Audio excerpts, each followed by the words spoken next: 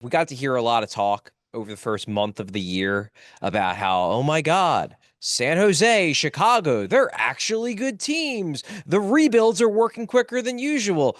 And then you looked at their underlying 5-on-5 numbers and you're like, nah, they both stink. Hmm. Well, tonight was a reminder. San Jose stinks. They're bad. They are not even remotely close to exiting their rebuild. Yes, they have high-end young pieces. Macklin Celebrini is already very good and is probably going to get even better. They got guys like Dickinson, they got guys like Will Smith, Eklund. They have a lot of blue chip young players, but this is not a good hockey team. The Flyers, while they have fewer blue chip young players than the San Jose Sharks, are a significantly better actual hockey team. And tonight, the Flyers played like a significantly better actual hockey team. That's what it boils down to. I mean, the Flyers dominated this game. The fact that, Sure did. yes, they win this game 4-1. They could have won this game 6-1. They control play. I haven't finished doing my full 5-on-5 entry tracking. I will have that done probably in about like an hour. I have about like 8 minutes left to go in the third, but the Flyers absolutely dominated from what I had tracked. I have the Flyers at a 51% controlled entry rate and 45 possession entries. So possession entries are either a controlled entry or a dump in that you recover. Whereas I have the San Jose Sharks at a 27.2% controlled entry rate and 32 possession entries. So 45 to 32, pretty dramatic discrepancy in terms of amount of time spent on the attack at 5-on-5, and that includes over half of the third period when the Flyers were defending a lead. Usually, the team trailing gets more opportunities. They really didn't because the Sharks aren't very good. And I'm not saying the Flyers are great, but they're a heck of a lot better than the Sharks. And to the Flyers' credit, they played like it. So well done, Flyers. Yeah, I was impressed with the effort, especially through 40 minutes. The first 10, 12 minutes of the third, I thought maybe someone had greased their sticks at intermission and they were just deciding they don't know what to do with the puck. But overall, a really, really strong performance for the Flyers against, yes, an inferior team. They have high-end talent, but really no sort of depth whatsoever. Speaking of depth, Charlie, the fourth line. They've done it. Heyo, they They've done did it. it. They scored a goal. Maybe one of these guys is going to come up in stars later, so you don't have to go too crazy on that. But I just want to ask, when you look at the way the ice time's distributed, the Zegers line almost 13 minutes at 5-on-5, the other three basically all even. What'd you think of the fourth line tonight? Yeah, they were good. They were good, and I think the key tonight was Carl Grundstrom. And look, I don't think anybody is acting like Carl Grundstrom is the savior of this team, is even the savior of the fourth line, but he's a quality NHL player. He is a solid enough NHL player. I always had an issue when people were calling him like, "Oh, he's an AHL veteran." It's like, okay, well, he is a veteran, and he was playing in the AHL, but before this season, he was a full-time NHLer basically. He has a ton of NHL games and he played like a quality enough NHL fourth liner tonight. And that was the big difference because, Rodrigo Abels has shown flashes, but overall, to me so far this season, he's looked like a NHL caliber player, but maybe like a 14th forward rather than a guy who plays every night. And Garner Hathaway's been one of the biggest disappointments on the team this season. Big time. Getting Grunstrom in this lineup allowed them to have an above average fourth liner in the lineup for one game. Now, maybe he won't play this well every single game. Maybe this was this is as good as it gets from Grunstrom, a goal and strong forechecking and good speed. Maybe this is his A game, and most nights he'll deliver a C or B minus game. But this game, Grunstrom was real good. And that was enough to, I think, elevate the play of guys like Obbles and Hathaway to the point where the line delivered solid work. Now, I still have hopes that Garner Hathaway can get it back going at some point because I don't think, like, I have to believe that this is not Garner Hathaway's true talent level. I've seen him play better than this for long enough to think that he can get back there. I hope that he can get back there. But the guy we've seen through the first 27 games of the season has not even been close to that level. What Grunstrom gave them was what Hathaway gave them the last 2 years. And I think that was the difference tonight. Grunstrom provided the value that Hathaway had been providing this line for the last 2 seasons, and it was nice to see a fourth line having that boost again. Absolutely, Charlie. I just wanted to ask about Ty Murchison. You said I think Kelly told me you tweeted it looked like they were packing his stuff up as if this might be a one and done situation. But I was not not disappointed in what we saw out of Murchison tonight. What did you think? I liked what I saw in him. And look, maybe he won't be, but they were packing up his bag. I think he asked one of the trainers, like, "Do I leave my melon here, the helmet?" And they're Oh, like, "Yeah, yeah, leave it." So I think he's probably getting sent back down. Cam York did he did gonna ask about skate that. today Yeah. at he skated for a morning skate. It was an optional, but he skated. He's never been placed on IR, so they can bring him back whenever they want. If he's going to play, it would make sense that Murchison would go back down. You probably keep Juleson in the lineup, and York just comes right in for Murchison. But look, Murchison got a 1 game audition. This is a guy who, I mean, by Murchison's own admission to us yesterday, he was hoping he was going to get a call up, but he didn't think it was going to happen maybe until like near the end of the year. This is him arriving ahead of schedule.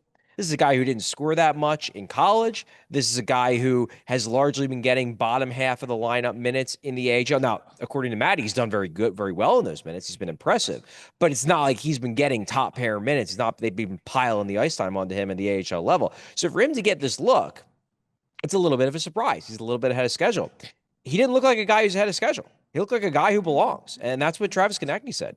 This is a guy who just looked like an NHL player. He's battling with Ryan Reeves in the corner. He's making good defensive stops. Rick Tocchet basically said, look, there were some times he backed in a little bit too much, but you expect that from a young guy, young defenseman making his NHL debut. He doesn't want to mess up. But overall, I thought Murchison was pretty good. And to be honest with you, like, look, I'm not saying they're going to do this, but I mean, he looked better in this game than Adam Yenning looked at most of his, and honestly, how much better than what Yegor Zamula's looked in a lot of his games this season too. I No, would say all of them. yeah, absolutely. I just wanted to go back because I remembered the second my follow up on the fourth line, Charlie. I know we've like kind of maybe incorrectly sometimes tagged Tocchet as more of an old school kind of coach. He likes the grinders out there. And listen, he got a chance to play the fourth line and did it. But I see Ryan Reeves on the other side, and then our heavyweight not in the lineup. Was that a surprise to you? It's been weird with this Delorier stuff because the games where you think they'll play Delorier, like this one, because Ryan Reeves is in the lineup, the game against Pittsburgh, because you have like the bad blood, they dress their fighter. Those are the games he's not dressing Delorier. And then the games where you're like, oh, you can't put Delorier out there against Colorado. They'll blow the doors off him. Then he plays. So I'm done trying to explain the thought process behind when Delorier plays and when he doesn't, because to me, over the last 2 weeks, it seems like the games I think he should play, he doesn't, and the games I think he shouldn't play, he does. So I don't know, Bill. I don't know what to tell you. Yeah, no, I just kind of wanted to see a D'Lo Reeves fight tonight, but I'll take the win. And honestly, we have said for how long, hey, when the other team plays their fighter, what if you don't play yours and then he's got nothing to do? He's a useless player. So maybe that's part of the strategy, and I appreciate that. Charlie, third period, like I said, really took the foot off the gas, especially in the first half of it. They didn't give up many shots. I think through like 14 minutes, they only had about 4 shots on goal, despite being in the Flyers' end the entire They were time. down there the entire Is this time. part of learning to play with the lead a little bit? Yeah, look, I didn't love the third period. It could have been better. They could have attacked more, but they really didn't give up a lot. I mean, I'm looking at the expected goals numbers for the game on Natural Stat Trick. In the third period, they allowed 0.45 expected goals to the Sharks. This is a team that's trailing the entire period. This is a team that should be throwing everything they have at the Flyers, and they couldn't even get a half of an expected goal in that period. Look, this was an easier matchup. The Sharks do not have the kind of firepower that really can make life difficult for a team trying to protect a lead. That's undeniable. But overall, I didn't think it was a terrible third period with the lead. They could have created a little bit more. They could have really, put the pedal to the metal, sure. But defensively, I thought they were pretty good. And look, this isn't a perfect team. This is not a team that is going to be winning 7-0 games. It's just not. I thought the third period was acceptable. It could have been better, but I thought it was acceptable. Christian Dvorak, Charlie. This is something we'll probably get into a little bit on tomorrow's show, just because it's a broader topic. January 1st, he's going to be eligible to sign an extension after signing a 1-year deal as a UFA. Scores the goal tonight. I was very happy to see he didn't drop pass on a breakaway. Picks up an assist on TK's empty netter. Man, he is centering the Flyers' best line right now. I kind of wouldn't hate if they kept him. What'd you think of his game and the idea of maybe keeping him? Yeah, he had a great game. I mean, spoiler alert, he's my number one star, and I don't think it was particularly Wow. close. I think he was great. Won a ton of faceoffs, scores a goal. I believe he gets an assist on the connect the empty netter, I think. Yeah. Yeah. Just an all-around great game for Christian Dvorak. Look, the thing that got lost in a lot of the offseason discourse post-signing, when everybody was focused on the cap hit, it's like, yeah, it's too big of a cap hit for Christian Dvorak based on what he's done this season in his career, but it doesn't mean he's not a solid player. Like, he's a quality NHL center. He's probably ideally a 3C. He's a middle six center who ideally is a 3C, but he's a solid enough player. And he did have his best offensive seasons in the NHL under Rick Tocchet. So you're thinking, hey, maybe there's more there. Well, thus far, there's been more there. He's formed a good partnership with Trevor Zegras, doing that the whole hybrid center wing thing that I know everyone hates. But they clearly have chemistry. The two of them clearly have chemistry. They're friends off the ice. They work well on the ice. So yeah, he's been really good. Now, if you're talking about re-signing him, I'm still opposed to it because I think you need spaces for the young guys. Like, if you want Porter Martone on this team, something's got to give. Like, if you want Jet Luchenko to play NHL games next season, something's got to give. And I've loved what we've seen from Christian Dvorak.